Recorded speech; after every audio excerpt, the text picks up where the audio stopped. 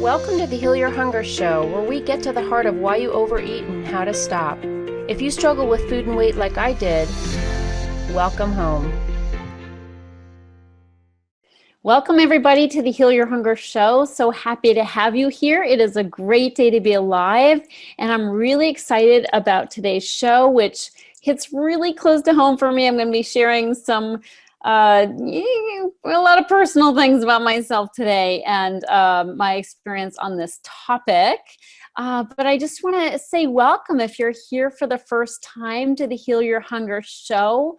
I really am so glad to have you here. You know, if you've been struggling with food and weight for a while, I know that the struggle is real. I've been there. I was 50 pounds overweight, and nothing I tried worked for any length of time for lasting weight loss. I could lose some weight here and there, but I'd always put it back on again. So if you're in that self-sabotaging cycle, I get it. And here's where we don't talk diets. We really talk about the real stuff, the real underlying causes of why we overeat, why we're driven to check the refrigerator 5 times a day or 5 times of an evening is more like it. So yeah, welcome. Really happy to have you here. And I'm sure, or I hope that you'll feel right at home here and we'll come back again. For those who are here for the umpteenth episode, thank you for coming back. And please share this with your friends. Please leave a review on iTunes. I would so appreciate that, so people know this is worth a listen. Also, if you have not yet taken the Heal Your Hunger quiz, the emotional eating quiz, to find out if you're an emotional eater or a food addict, hop over to healyourhunger.com and take that quiz.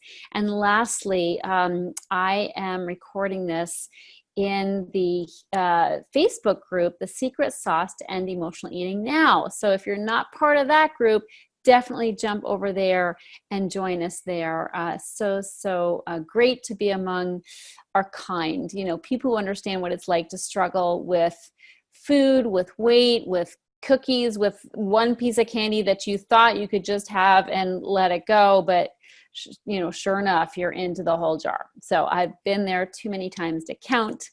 And and my favorite thing to do is to talk about emotional eating, to tell you about my experience, to talk to you about the 32 years of research that I've done on this, and also all that I've gathered with the many years of helping other emotional eaters, all the information and all the solutions that I've developed on account of that, and all that I've been taught from my own mentors. So welcome, and happy Father's Day. Oh my gosh, I hope you've had a great day if you're celebrating your father or your hubby or anybody else in your life who means something to you, who has served in the father role. So so what I want to do is talk to you today about probably the best gift you could possibly give the man in your life, and that is to not bitch about your weight.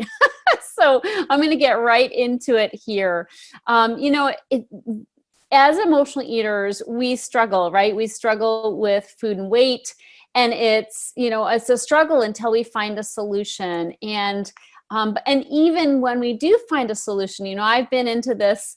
I've been into recovery for 32 years, and yet, I can get kind of twisted up about my own weight. And I really think it goes with the territory of being an emotional eater.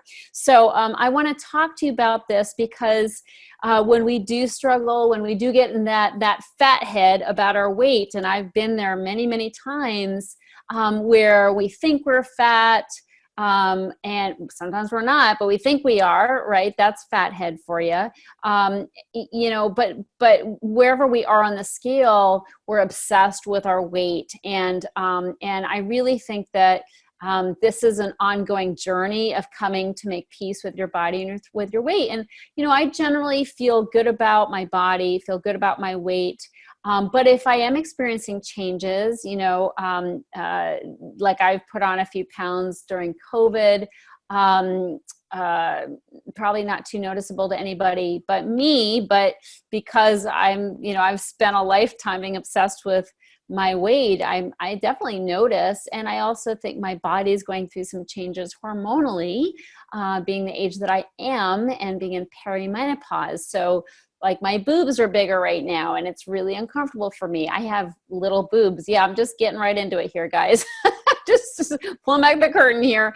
I have pretty little boobs, so if they get bigger, it's noticeable and kind of strange for me. I'm used to my fairly small chest. Doesn't cause me any problems, doesn't get in the way. I don't always have to wear a bra. So yeah, so I'm getting down and dirty in this show for sure, in this talk. So, but this problem of whining to our partners about our weight, and I said, in the title about whining to your guy, but it might not be your guy. It may be your lady or whoever. But the bottom line is, when we whine to our partners about our weight, we are putting them and us in a very awkward position. And so I wanted to address this because, of course, like all other topics of my show, when I'm not interviewing guests and I'm talking about some topic about emotional eating and all subjects leading to or coming from,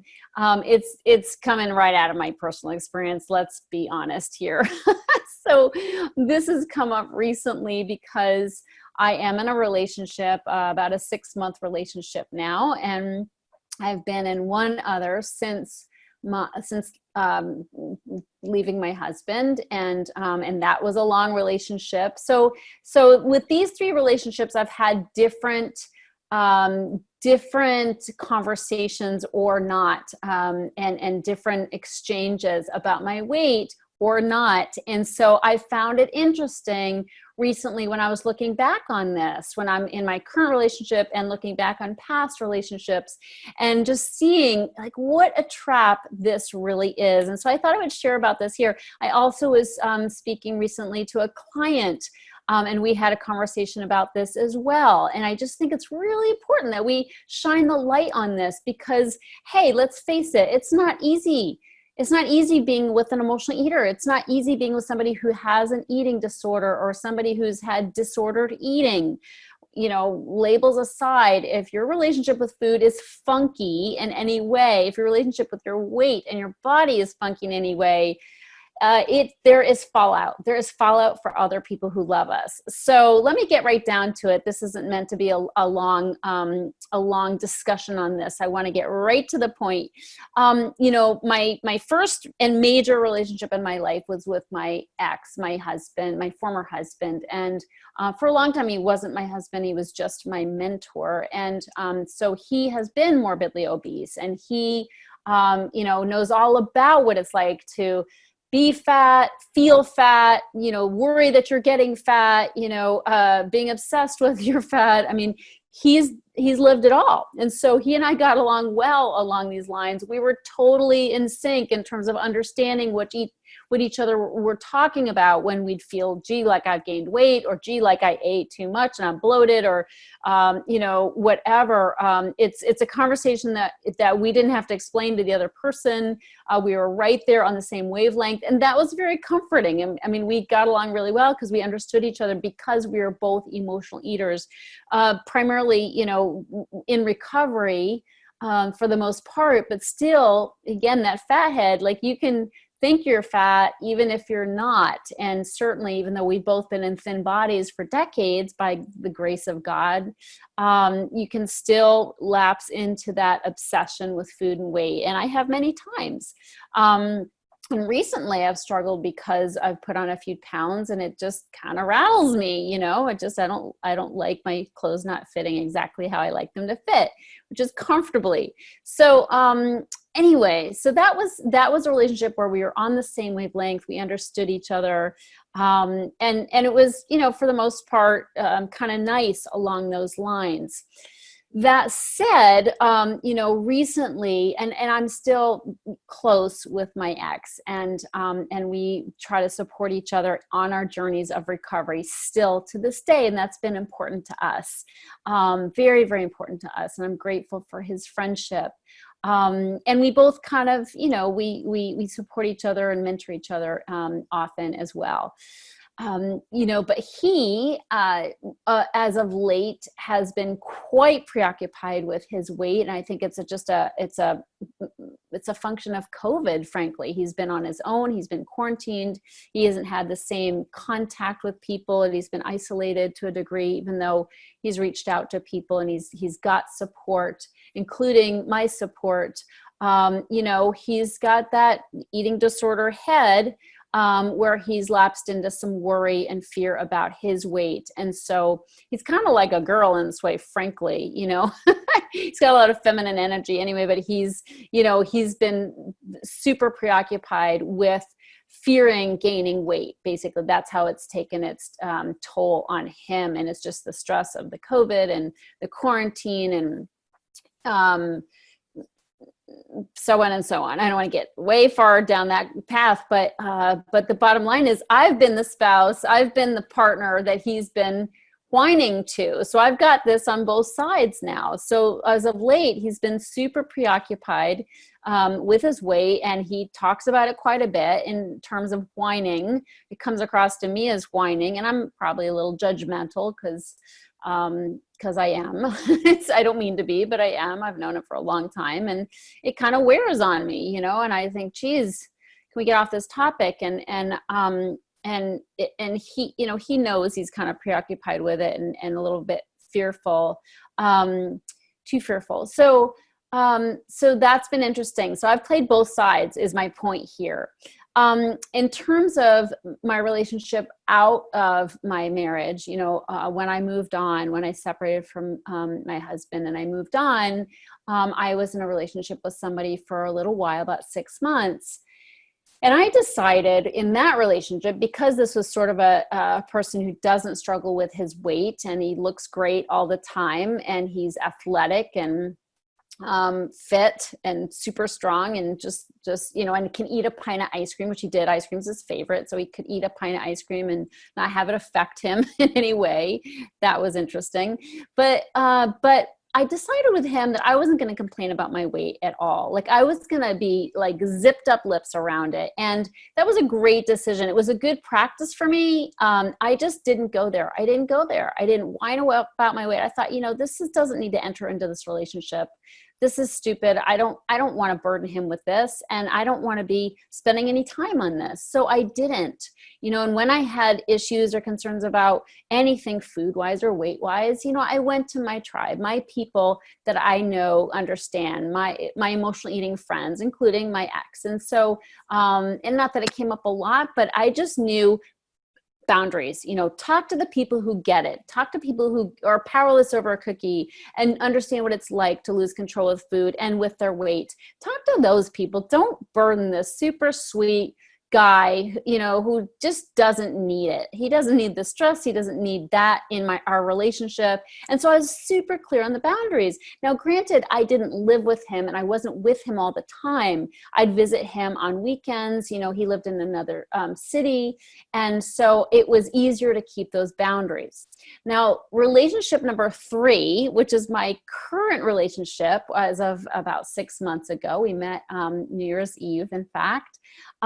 This has been interesting because we have spent a lot of time with each other, and that has been the time we've spent together has been living together, certainly in COVID. And so we basically during we started dating, and then the quarantine happened, and then boom, we decided to do the quarantine together, and so it's been fine. But the thing is, now that I'm with somebody more often, little things about my weight have come up where I've wanted to complain about my weight. So in complaining about my weight to this guy, I have come to see how dicey it is to complain to your guy about your weight. Okay. And he's actually present. He just walked in the door, so he's totally going to hear this whole conversation. Anyway, fine. So the funny thing is, this is what's really kicking this whole thing up about complaining to your guy about your weight, is I'm seeing what a trap it is, because there's nothing that your guy can do or say that's really going to be right. And that's why this is coming up. Okay. He can't win no matter what he says, it's going to be wrong. So let me give you an example. If you're complaining about your weight and you're saying, oh, I feel fat, or I just hate being fat, or I'm so, I've gained 20 pounds on account of the quarantine or whatever, what's going to happen is he's going to either tell you, oh, honey, you look fine, right? He's gonna try to make you feel better because he loves you. And you may from that feel like, oh, he doesn't get it. Okay. So you may from that decide he's placating you and is either not being honest, or he doesn't get you. He doesn't get the struggle. And so in some way you're going to be disgruntled or disappointed by that answer. Okay. Let's say he agrees with you and says, yeah, I've noticed. How's that going to feel? That's going to suck, right? That's going to feel crappy. And you're going to be like, yo, like you should be just telling me I look great, dude. This is an experience I've had with my guy where it's not like he agrees with me, but he just says, oh, honey, you're going to be getting on your bike, because we're starting to cycle together and you're going to, that's going to come right off. So in a sense, he's agreeing with me and I'm kind of like, dude, don't agree with me. so I get my feathers ruffled over that. And he doesn't mean to, he's just being real, and he doesn't have an issue with me. He also tells me I look great, loves my body, but still it's like I'm putting him in such a precarious situation where, I'm either just figuring he's placating me and not hearing me and not connecting with me, or he's hearing me loud and clear and he's agreeing with me, and that's not going to be good either. You see what I mean? It's like such a trap for the guy. Also, if he is kind of tired of me whining about my weight, which I don't think we've gotten there yet, but I started to get kind of tired of my, ex complaining about his weight, it's going to cause some friction also. And, and the other person may not feel heard. Like if we're kind of like, get over it already, we run into the problem of, sort of invalidating that person's feelings. Okay. So if our spouse is like, I've heard you complain about this many times, what are you going to do about it? That can feel very affronting. That can feel insensitive, like we're not being heard or supported. So it's really hard for him to win. I hope you're getting what I'm saying. It's really hard for him to win. Let's say he wants to be 100%. Let's say he's tried other things. Like he's tried agreeing with us and trying to be supportive and helping us lose weight, and then we're like, we don't, all of a sudden we go off the rails and we don't want to try to lose weight, or we're sick of trying to lose weight and we gain the weight back. That's a touchy situation too. He doesn't know what to say. He doesn't know whether to act like it's okay and no problem, you're fine the way you are, or if he doesn't know whether to support you and going out for that jog. I mean, he's just in such a tricky situation. He may even bring you sweets. Okay. He may come home with a dozen donuts thinking he's being supportive of you. He wants to show you he doesn't care what your weight is. He doesn't care if you eat donuts. Like he loves you the way you are. And I'm sure he probably tells you that many times. But that doesn't feel supportive either, because when you're on the diet, when you're trying to eat well and he's bringing you sweets or crap, you feel like he's not supporting you. So it's just so impossible. So I really wanted to bring this up to just show you that the best way possible is probably going to be to say nothing at all. In my experience, that's worked great. But let me go into some other reasons why you shouldn't whine to your guy about your weight. And for one thing, guys like to fix things. Okay, that's kind of the way guys are. Have you noticed? It's hard to just talk to your guy about your feelings because he wants to just jump in and fix it. He's a fix-it guy. That's what guys do. They want to find solutions. They're problem solvers. And so the problem with that is that, when we complain about our weight, he wants to offer suggestions. He wants to jump in. He wants to make it better. And like I've already said, that doesn't always help because then we feel like they're agreeing with us. So, we put them in such a tough situation where, we want them to just hear us and not try to fix it, but that makes them feel helpless. It sort of makes them feel mute rather, because they can't say anything right. So they just say nothing. And that's not really fair to put it off on them and they don't get to respond. The guy just wants us to be happy. That's the truth. Our guys want us to be happy. So, it puts them in a kind of a helpless situation when we're complaining and when they can't say anything right. Another reason why you shouldn't whine to your guy about your weight is it's incredibly boring. Okay. It's so monotonous and so boring. I'm sorry, but it just is. And yes, you are boring when you're complaining about your weight. And so am I. And I got to knock it off. It gets boring. Okay. You don't want to be boring. I don't want to be boring. So just don't try your best not to go there. Also, somebody who isn't a food addict or an emotional eater can't possibly understand what we're going through. And so to put them in that position of, being our confidant, being our shoulder to cry on, being our sounding board for our weight is tough because he really can't relate. This is a strange kind of experience to be powerless over a cookie, to be powerless over our weight, to not be able to just, eat less and exercise more or just moderate our sweets. And so we have to be talking to people who do understand. If we want somebody to hear us, if we want somebody to be a appropriate sounding board, we have to find our tribe, people who can get us, who understand us. And to me, that's emotional eaters. That's why, my program is primarily one of a group of people supporting each other and being coached by me because they understand each other. I understand them. They understand each other. We have a mutual language that we speak that our guys can't understand. So we don't put them in that position. We talk to each other. We come together on our group calls. That's where we can, talk it out and get people to really understand us and to support us and who have a solution. That's so important, is that you got to be talking to somebody who has a solution. And obviously in my program, I lay out a very step-by-step process for overcoming emotional eating. If you're not emotionally eating, trust me, you're losing weight automatically. If you're not losing weight and if you're gaining weight, you're emotionally eating. In my experience, I've put on a few pounds during COVID. It's emotional. I know it. I wasn't binging. I don't even feel obsessed with food, but at some point, I feel like I was eating a little bit extra, and that's where that weight came from. So, I gotta take a square look at that.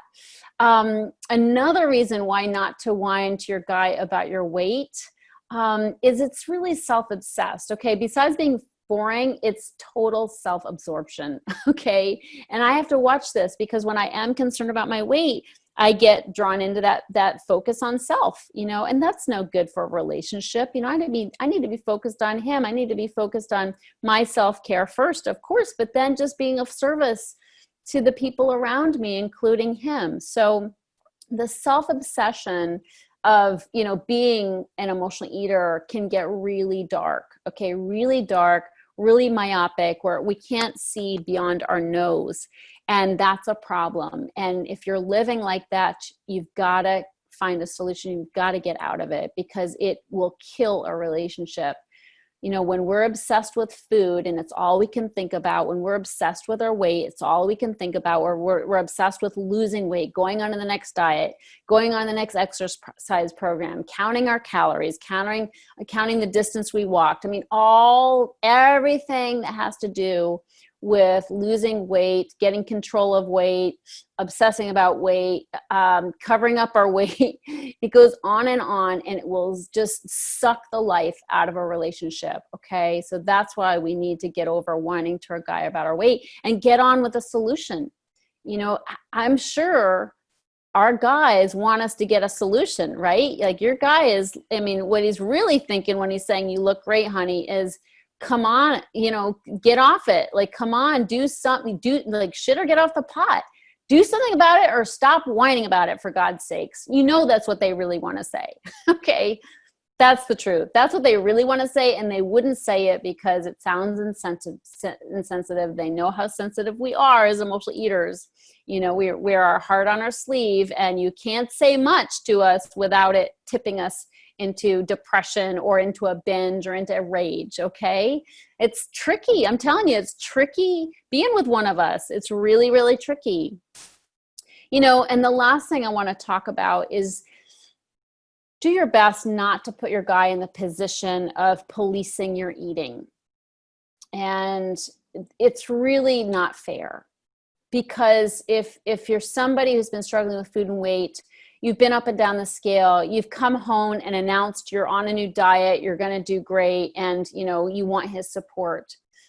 And then you blow it. And then he's like, what happened? You were doing great. He doesn't understand self-sabotage. He doesn't understand that you must do the self-care, that you must dig deeper into the underlying causes, you know, and when you're overlooking those underlying causes, it's only a matter of time before you're breaking out in a binge again. So here he is, he's supporting you on doing your walks, on doing your exercise program, your biking, whatever you're doing. And then you blow it. And then you're just binging and eating crap. And he's like, what happened? But he can't really say anything because you don't want to hear about it. You know, and so he doesn't know whether to buy you healthy foods or come home with donuts. You know, he wants to show his support and he's not sure which path is going to do that. Are you picking up what I'm laying down here? It is dicey for somebody to be in a relationship with somebody like us. Okay, emotional eaters, people who struggle with food and weight. So the best thing you can do is just leave him out of it. Talk to your tribe, talk to people who understand, talk to people who get what it's like and can support you and lead you toward a solution, okay? And just leave them out of it. You know, if you are on a new plan and you're feeling great, just feel great and have the good positive energy of that. You know, just be there, you know, have him just be affected by that and get to enjoy that. But no big declarations, please. Okay. No big promises, no swearing off. Like I'm never eating sugar again, or I'm never, you know, I'm off of ice cream for good. Because if you blow it and you go back on your word, you know, it not only makes you look flaky, but it's just kind of exhausting. And of course, we're exhausted. I talk to women every day who are so exhausted with that roller coaster, but I'm just saying it's our trip. Okay. It's our journey. Let's not draw them into it as much as possible. Let's not draw them into it. Now, I realize that our weight, you know, our weight struggles directly impact our partners. I talk to women every day who have stopped having sex. They don't want to have sex with the light on. You know, they don't want to be touched. I mean, it massively impacts our relationships. We're moody, we're grumpy, you know, we're high when we're losing weight and we're in the dumps when we're gaining weight. And they get the fallout of all that, okay? They're getting the offload of our energy, whatever energy we're in. So it is not easy just to even be around us with the swings that we go through. So I just implore you to just leave them alone. And this is my commitment to myself too, is to stop whining. You know, when I do feel, you know, uncomfortable in my body or my boobs just hurt, you know, my boobs hurt lately and it's not a PMS thing. They just hurt. Well, he likes them when they're fuller. He thinks it's great.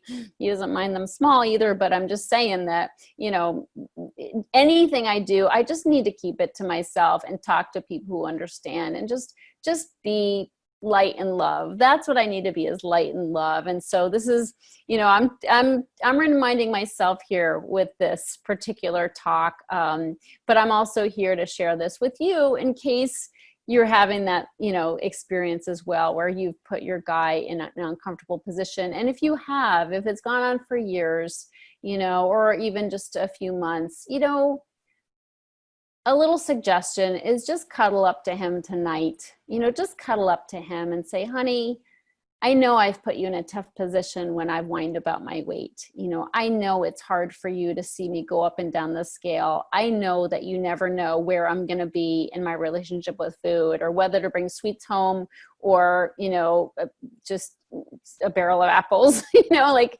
I know it's hard to know. And I'm sorry for any times I've put it off on you and put you in an uncomfortable position when I've been whining. So I'm going to make a commitment today to do less of that. Now, notice I said less because, it's going to come up again. But I just want to bring your awareness to it because I think it's going to help the relationship a whole bunch when you just own your struggle. Own your struggle, get help to overcome it, and leave him out of it. Let him just enjoy you, and hopefully enjoy the best part of you when you overcome emotional eating, because it's hard to be at our best when we're in the food. I get that. Very joyless. It's very hard to be present for other people that we love when we're hating on ourselves because of our food behavior. So please reach out for help. I'm here to support you. And no more whining, okay? As best as you can, one day at a time. Thank you so much for being here. I so appreciate you. And I will see you in the Secret Sauce group on Facebook. Thank you. Love you. If you enjoyed this podcast and want to get free support, insider health info, exclusive invites to events, and more, visit healyourhunger.com.